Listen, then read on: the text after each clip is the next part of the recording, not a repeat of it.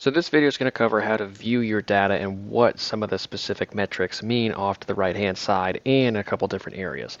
So this is an FTP test that I personally did the other day, and you can see a couple different things from it. First thing you can see are these blue solid bars right here. Those are my targets that I should have hit over the course of the ride. Some of them will have a range like this, where there is a solid darker color and then a lighter color above that, where I'm supposed to be within those ranges during the course of that workout. Some might only have just one bar graph right here, and there will not be a range, and there will be a target. Those are the ones I like to employ for most of the workouts here. And I'll make another video of that so you can see the main differences, and you will likely have some targets on your account by now anyways. But this purple line right here, this is power. If you do not have power, you're not going to have this purple line showing up. You need a power meter, whether that be a running power meter or something different like a cycling power meter, crank, pedal-based, wheel-based, wind-based, whatever the case may be. You need something to actively track that. So the next up is this BPM right here, and this is our beats per minute. Again, you're going to need something to track your heart rate right here, and you can see that mine goes over the course of this workout right here. And if I wanted to hide that, I would simply hover over it and hit hide. This FT is elevation, and I will show you that, and the darker images that come up are our elevation. Over the course of this workout, I had about 995 feet of elevation gain for this workout. And if I hide that again, you can see that that power profile becomes a bit clearer. RPM, cadence, another word for that, revolutions per minute. You can see what was going on over the course of the workout, and if I hover over it, you can see my target, my actual power, and then my RPM that I was going for that specific time, or that specific point in time. If you have a power meter that does power balance, you'll be able to see specific things like what each power balance was at a certain point in time if you do hover over it as well. Again, I'm going to hide that for you right here. MPH, pretty self-explanatory. This is how fast you were going over the course of the workout, and actually we'll do that right now. So there's a slider up here, a smoothing slider. So you can see everything's pretty jagged right now because the smoothing is not really on. If I wanted to smooth things and go all the way over, you can see exactly what has happened. It's just made those lines a little less finicky. You know, it's made them a little smoother, as it's called. If I take it back over here, you can see what's going on in actuality in real time. And then this last thing over here is temperature right here. And you can see it was about 38 degrees, 40 degrees on this day. A little chilly out there. I'm hiding that just for the next couple of seconds here. Off to the right hand side, you can see we have a couple more things that are very, very important. Over here we have the duration, the distance, and the TSS for this workout. Work over here, it's about 1100 calories, kilojoules. This NP is normalized power, so over the course of this workout, my normalized power was 200 watts. Power to heart rate ratio, this is an 8.26. Ideally, you want your power to heart rate ratio under a 5. So that is saying a couple different things here. This is saying, for example, that I am too unfit for this workout. Okay, so if we wanted to dive in a little bit deeper and we wanted to, let's bring this up so you can see what's going on. Over the course of this test right here, this is probably going to be a bigger number. Yep, 11% for power to heart rate ratio. That is not a good number to have.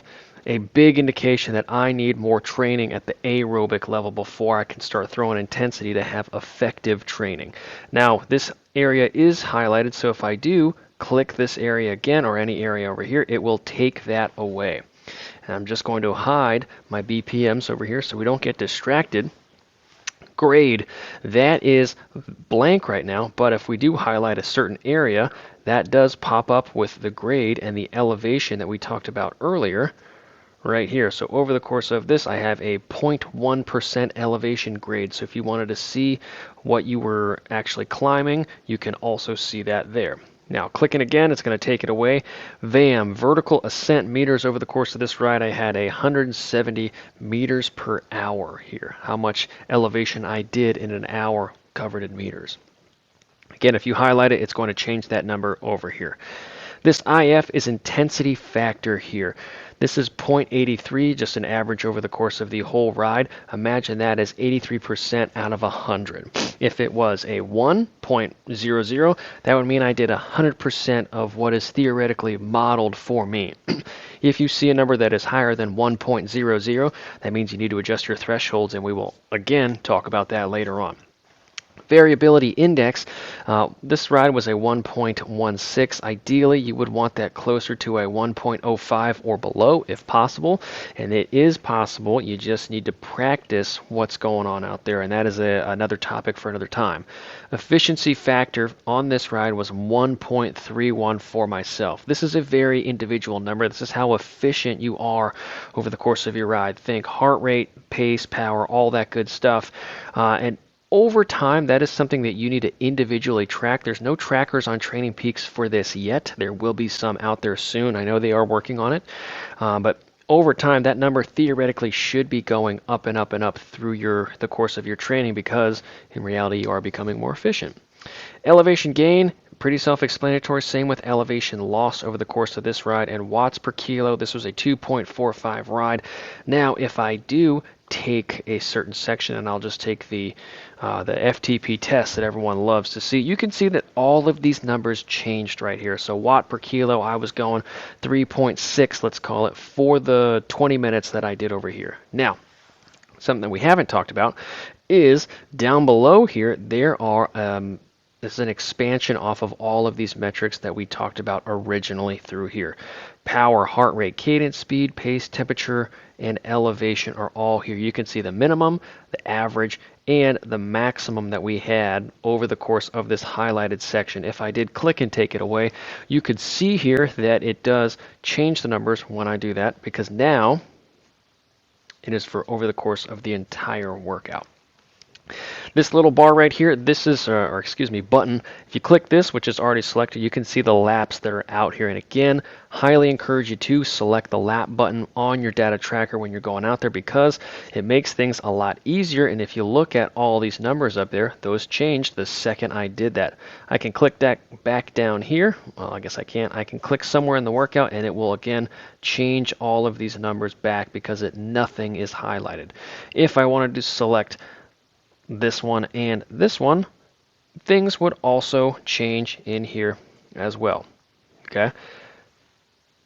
Deselecting these now, you just simply hit the check mark, and we are back over the course of a 1 hour and 50-minute ride here. So next one is the heart rate area. You can see we have peaks over the course of here. We also have some compares because there were some peak metrics being set in this workout. Let's go to peak 20 minutes. This is the highest over the course of this year. If you hit compare, you can see a trackable feature here, if this loads, of what has happened over the course of the year. There you go. And you can see here over the course of this 2023 year, my super high heart rate right there is going up and up and up. You might not want to see that for heart rate, but in an untrained individual, it's not the worst thing. Ideally, it is not going up and up and up. The next one over is power. So I'm going to click that. I'm on the peak power, and again, we do have some bests for the course of this year so far, and this is a case where you do want to see the increases up here. Right here. So this is a very, very good trend right here, and we do have a lot of big jumps up in this area, which could potentially open up some issues later on. Scrolling back up here, we have peak speed. Peak speed. You might not necessarily have some peak trackables right through here, but again, if you do keep track of your peak 20 minutes over the course of the year, you should be seeing improvements as we go throughout these blocks. The last one here is peak cadence, and as we scroll down, you can see here that we have peaks for 20, 30, hour 30, and down to 2 seconds here. So all of these features are available in here, and the last couple features that we will be talking about are the charts. You can go in your charts library and you can choose to grab and pull them down into what you want to view. When you are scrolling down here, These are the features that I like to have. I like the workout targets here. Then we have the maps. I like to do power by zone, heart rate by zone. We have some speed zones over here, which I'm debating whether or not deleting those because most of the time we don't need them for the bike in most circumstances. Heart rate by zones, you could see here that that is a repeat, so I can probably get rid of that.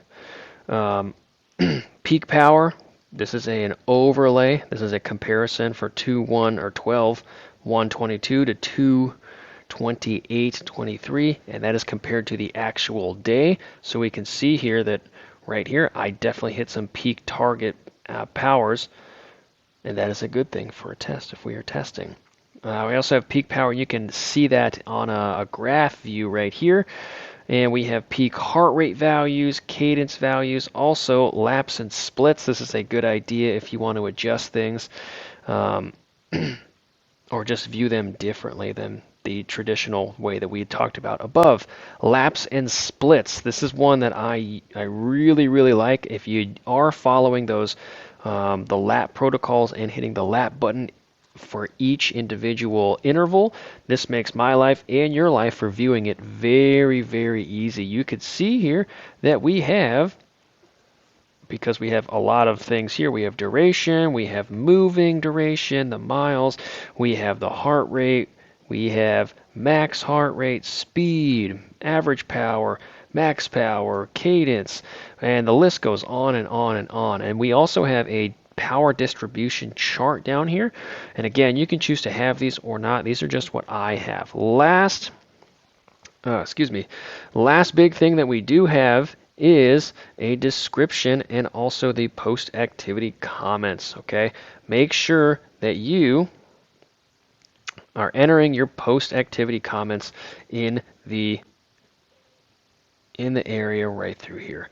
So you do your workout, you enter, this was very hard, but I think that I could have gone harder. And you change that, and then you hit save, you hit close, and that is your workout review here.